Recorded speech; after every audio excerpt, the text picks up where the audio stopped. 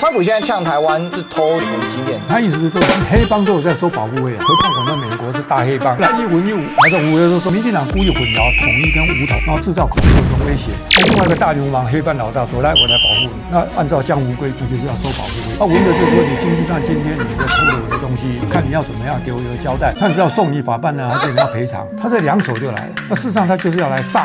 我知道你不爽，下次继续吃你没有任何反抗的余地。张忠谋说全球化死了，谁搞的？怎么搞的？他就不讲，当然是美国人搞的嘛，你不敢揭露，但他就是涉及台湾最致命的问题，对美国人根本不敢认真表态。台湾不是号称是什么自由国度，在这样是完全没有自由，他就是嘴巴说要保护你，坑你，要你的保护费，关键时刻要么让你死，要么把你卖了。那在这种情况之下，我们至少保持中立。但是我跟你讲，这要有老百姓做底气了。我们台湾老百姓自己也不觉醒。今天赖清德这些家伙如果说要中立，我跟你讲，马上明天无情斩首，好不好？就恭喜。这个台湾真要当领导人，我要准备拼命。Ladies and gentlemen, welcome the host. 川普现在呛台湾是偷美国的晶片，但是又大战习近平，是个很厉害的领导人。川普对习近平在中美完全开战之前，他其实有很大程度是跟中国反而是拉近。川普这一波的操作，到底是个拉选票的，还是真的就是他未来执政可能会走的路线？因为这涉及到中美台三角关系了哈。你说上一次他是不是比较拉近？那也未必。如果你相比后面的拜登，大家本来期待说拜登上来可能比川普好，没有。可是川普上来的时候，就政治上未必那么剑拔弩张，但他在经济、在贸易上，实际上是对中国就开打啊，做了很多制裁。张忠谋讲说全球化死了，他讲了好几次。他说3年前讲，这一次更确认，连讲3句，然后说自由贸易已死。对，那后面要问一个问题是谁搞的？怎么搞的？他就是不讲，你我心知肚明。那当然是美国人搞的嘛。那全球化从谁开始？当然是川普开动的嘛。那你整个这么大一个东西，可是你今天站在一个资本家的立场，站在一个经济的角度，你对于美国人违背他们一向倡导的什么自由贸易啊、全球化都是最好的东西。可是当川普反其道而行的时候，你不敢揭露，但他就是提到一个台湾最致命的问题，对美国人根本不敢认真表态。不要讲说看清真相，即使你知道你有一些意见，你根本不敢表达。那是什么玩意儿呢？台湾不是号称自由国度，在这样是完全没有自由的啊！我认为在讲这句话的时候，不是要收保护费啊！他意思是说黑帮都有在收保护费啊，何况我们美国是大黑帮，怎么这么客气了？那他不管怎么样，包括说台湾我们的整个芯片产业是被我们偷了，回归一个所谓的本质性的问题，他就是个生意人，而他是非常擅长谈判，那谈判他就是极限施压，给你逼到底，你别送啊，不你喜欢我美国人他无所谓啊，我知道你不爽，下次继续吃你没有任何反抗的余地，所以。他的优势再加上川普的这个个性的时候，他这个谈判的时候，他就逼到极限，所以他就来跟你讲说，我们是偷啊，那你今天小偷被逮到，那你要怎么赎罪了？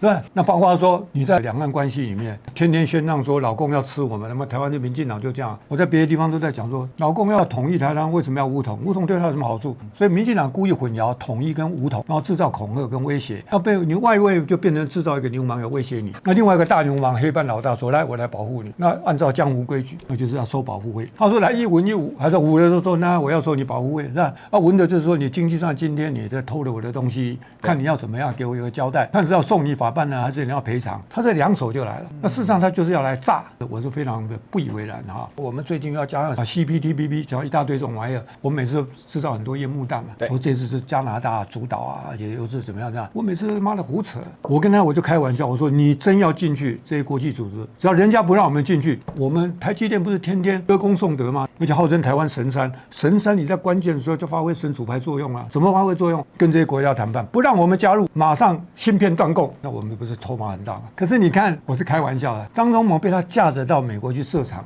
，1万个不愿意，乖乖还是鼻子摸了就去了，明知不好搞，甚至可能未来不见得有利润，甚至可能亏本，他还是乖乖得去啊。所以在这种情况之下，川普讲那个话，其实关键就是今天在逼的过程中，他没那种犹豫，那你不等于默认吗？那你不是正好就进了川普的圈套？所以我说我们这些当政者，你面临这个国家重大利益的时候，你卖光就短线嘛，我们的记者嘛表示一个不一样的态度。对，而且重点是，他就是长期看到美国人就跟龟孙子一样，忘了川普就是个生意人，你这个完全就是任人宰割到这种地步，这个才是最重要的台湾的生死关键，天天在吹那个神山，神山根本毫无作用，而且呱呱这个神山之主把你叫到美国去修理，你就乖乖就去修理。那更何况我们是今天的国家就是当政者，也不能怪一个所谓的经济部长他态度硬不硬，还是关键是赖清德。对啊，整个民进党今天是执政党，执政党对美台关系到底是什么立场？不知道自己有筹码。我常常讲说，今天我们倒过来说，不要讲说我们一边倒就靠上老共了。你说我要玩彻底保持中立，你不要来。像这次在这个哈以战争的时候，沙特阿拉伯说，我保持中立啊，你这个飞机不要从我身上飞过去，你至少可以保持中立嘛。我们今天就算在中美他们角力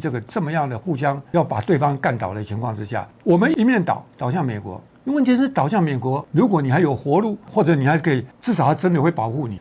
他就是嘴巴说要保护你，坑你，要你的保护费。关键时刻我等一下讲，要么让你死，要么把你卖了。在这种情况之下，我们其实是应该至少保持中立。但是我跟你讲，这要有老百姓做底气啊。我们台湾老百姓自己也不觉醒。今天赖清德这些家伙如果说要中立，我跟你讲，马上明天无形斩首，搞不好就中毒就死了。我这在台湾真要当领导人，恐怕要准备拼命。所以回来讲说，川普这次讲说我们偷，他这当然是整个布局中的一部分吧。重点是他是为了选战的，他区别他跟 Harris 的不一样。另外是给他的选民说，你看我多会捞钱，我在的时候钱会搞得很多。所以台湾当然是他的囊中物。那些人知道说，你看我一咬下去，肉汁就会滴到你头上。所以我认为台美关系在人家选战之中的时候，被人家拿来当啤酒踢耍给人家看。第三，我们这些当政者完全不敢为台湾维护一点点利益，然后装死。其实长期以来都有在谈说，两岸的关系有没有可能非武统某种情况之下要有出路，就是要反美。连以色列它的关系这么紧密了，都会出状况。我不认为台湾未来还有这个厚礼气可以继续过，我都认为灾难会来。我们如果没有选择一个清楚的路，怎么死的都不晓得。美国人给你保护，他不会真正保护你，他是用你，在需要用你的时候他就保护，不需要的时候他把你甩了。所以说我随时我们是会被甩掉、被卖掉了。那在这种情况之下，都是讲实力啊，经济上、军事上、政治上，你有什么实力可以跟美国人叫板？可是这个不是重点，重点就是说你在这种情况之下，你现实你没有能力反他，但是你心里要知道那是不对的，那是对你不利的，你是苟安苟活在这里早晚有一天，我跟你讲，他又用不了，或者他用完了，好一点就跟他讲给你卖了，坏一点就把你用了。所以就算根本没有警觉意识都没有，说你有警觉意识，你有受害意识，你要反抗还笨没话讲。我们被麻痹到落入险境都不知道。张忠谋至少讲的台湾已经变成兵家必争之地，好事吗？你说商家必争之地，我们还高兴一点。一个兵家必争之地，不是战火随时会。我担心的是上家。第二个，当你意识到说，像我刚才讲，面临差距这么大，人家完全掌控，那你看看过去的历史，伊拉克想反抗，叙利亚想反抗，利比亚那个格达菲，可是这枪拿的，他自己手上有军队跟美国叫嚣的，可是到最后一个不小心还是被美国做掉。对，所以这种东西都是血迹斑斑，很不容易。我也不认为我们应该莽撞，但是我们心里要清楚